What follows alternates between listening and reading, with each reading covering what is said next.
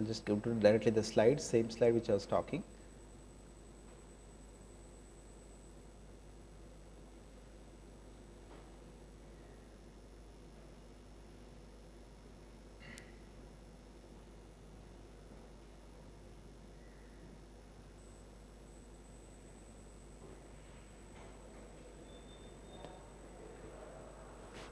Okay, all right. So, we again cool back the thin films or here by cooling we can, these aggregates we can regain it back. So, essentially these structures, whether we have a heating and cooling, you can reverse the aggregate of the polymer. So, that is a lesson we learn it, and then we try to just stand there.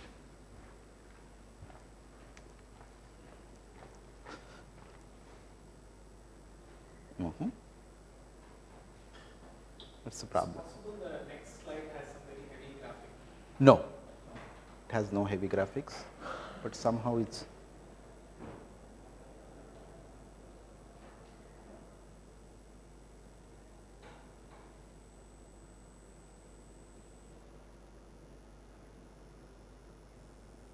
Yeah, okay. So I'll just stand here and then I'll speak better. So it's here, this is the typical vibrational losses in excited state. You can assign the peak, the 00 to 01, 02, and then you try to learn it what type of aggregates you have in the polymer, whether you have H or J aggregates. So by doing a temperature dependent absorption spectra, you can see that what type of packing you can encounter within thin film, how these alkyl chains are placed. So this is the first observation by optical studies, and then similarly you can do a small angle X-ray here. So this is the data again from by heating the material from 30 to 250 degree here.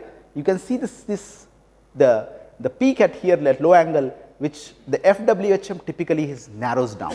So essentially what do you mean to say this, the alkyl chains are forming interdigitized. So there is a much better pipe by stacking when you go at higher temperature, when you get rid of aggregates, and again you can further, for all the polymer we see the same observation.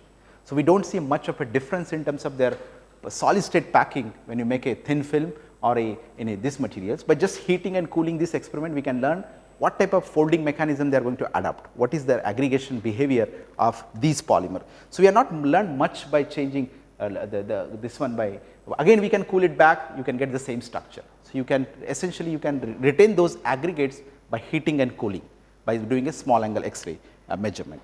So you can propose this structure typically here. What happens, so evolution of a crystallinity in a polymer plays a very important role. How these chains are, because these alkyl chains are bulky, they are very big, so they can space out the pi conjugated system from away from each other. So do we have a order packing or disorder packing? So the peak narrowing here with increases with temperature and slight increase in Q values, and we have better internalization when you have these type of a alkyl chain.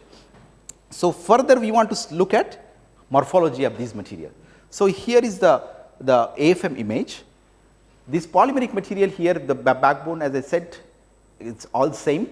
When I have a different chain, you find a bunch of fibers just by casting a film. And you look at these fibers are much, without doing any treatment to the substrate, they are all ordered structures. So this material has a tendency to crystallize in this formation and form a bundles of fibers. In the beginning I described getting a bundles of fibers of a polymeric structure is very challenging. So here by changing the side chain here, we can get a large number of a bundles of structure. Soon after I change this triethylene glycol chain with this chain, I retain the backbone same, I do not see such structures. So there is a difference in packing, how these material pack when I change this the side chain. So side chains play a very crucial role, how these material pack in this fashion and this other one do not pack. So we can expect from AFM image, the aggregation behavior of this polymer is very different than as compared to this polymer by just changing the side chain here. So this material again from these fibers can be very long throughout the substrate as cast by after annealing the film, getting rid of solvent, you can see the bunch of fibers are forming throughout the substrate. So these material have inherently the structural the polymer which has a TEG as a side chain has this beautiful self assembled aggregates which forms on it throughout the complete substrate. Then we look at TM. So this is a very unique observation in a TM.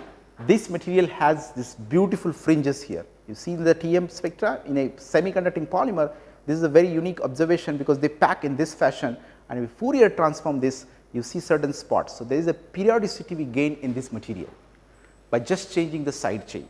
So, we got rid of many structural defects in this material, and when you change the side chain, we do not see that. So, we lost all the structures fringes what we see by modifying the side chain group in this material. We further follow by doing a X-ray measurement. We had this is the room temperature, the material is not that crystalline, but when you anneal the material, when you get rid of this solvent, this peak evolves here, and this material will become much better, very high crystalline order. You have a better packing in this material when you go from a room temperature to the high temperature. So, this is one of the unique structure. The polymer has a tendency of aggregating in a manner where we can gain a lamellar packing in this material. Then further we do grazing incidence. So, this is just for the sake of the students, I put what is this grazing incidence. You send X-ray, this typically synchrotron source, you use it, high energy X-ray. Essentially what you do is you send with very low angle here, and you shine that, and you try to have a 2D detector here and try to learn how the polymer packed in a monolayer on a substrate. What will be the orientation of this chromophore here? So, typically laboratory X-ray you can always look at the packing in the structure, but this will tell you the orientation of the chromophore on the substrate. So, we did this measurement for this polymer which forms a structure. So, these are the arc spots which talks about if you have such a material has a packing, which I will describe with this one. If I talked about in the beginning face on and edge on, right. So, if you have a edge on packing, you expect the 2D transport through the pi stacking as well as through lamellae. But if you have a face on packing, you have a defects within the structure. So, this polymer has a unique packing on a substrate which packs in a edge on fashion on a substrate, on a silicon substrate. So, this grazing incidence data talks about how the polymer material oriented in this fashion with the 4 orders of lamellar packing. With the, so this unique packing with this polymer because of these alkyl chains, side chains here we have a predominantly edge on stacking, but all other grazing incidence data of the other 4 polymers. So, these are the 4 system we made it. OD Tech has only this edge on packing, whereas the other polymer do not show any substantial edge on packing. So, essentially we lose the packing when you change the side chain, but this material has very unique packing which is edge on. Then we go back and again this slide here a little bit messed up here. So, we fabricate the transistors. This is done in collaboration with Professor K.S. Narayan. So, this is maybe the very important data for this audience here. You see the different dielectric we use here, okay, on a typical transistor geometry, because this polymer has this very unique structure, and we fabricate the transistors, field effect transistors. And let us see what shows here. The temperature dependent mobility we have to try to extract from here. This has 2 different regime here. So, there is a change over here at temperature around 250 Kelvin, 3 different dielectric BCB, PMMA and PVDF. When you change the dielectric at BCB here, we see a mobility of electron mobility in the order of almost 3. So, this material has a predominantly electron mobility character, it is very high. So, this is but when you change the dielectric from this one, we introduce the dipolar disorder at the interface between the semiconductor and the dielectric. So, our mobility goes down typically in this polymer. So, what the key finding here is we take this ultra low level energetic disorder, which is signified by the magnitude of activation barrier. There is a crossover we see clearly at the temperature dependence, and you can also tune the transport by interface disorder. So, interface disorder plays a very important role in dielectrics. Typically, if you change the dielectric from one to the other, we see from activated to adiabatic by modulating the interface disorder in this system. So, then we did the Hall measurement. So, I think this is just the measurement done in collaboration with his group. So, as a chemist, I do not have much of the idea, but I will try to explain about how this has been done. So, this is again your BCB as a dielectric. You have a typical transistor geometry, and these are some of the Hall probes. So, when you do here this one, we see a activated regime at this typically at this temperature. You see a Hall voltage for this polymer and FET wherever you see the FET activated regime for FET also they cross over here. At low temperature regime, we do not see this measurement. So, this is typically seen in a material which has a band like transport properties. So, the semi What's the difference between the blue and the red? blue in the red is this is a transistor here, transistor, and this is Hall. Okay, yeah, it just try to compare both here. So, because these are high mobility semiconductor, you can do a Hall voltage measurement on this one. So, we first time claimed that the material has a band like N type transport measurement by doing this one here, and then we have an argument of what are the possible way of the structural polymer orients, whether you have a face on or edge on packing. We have a typically face on packing is completely you have a this kind of a lamellar packing, then you have a defects throughout the conjugated polymer, but the material orient in this fashion.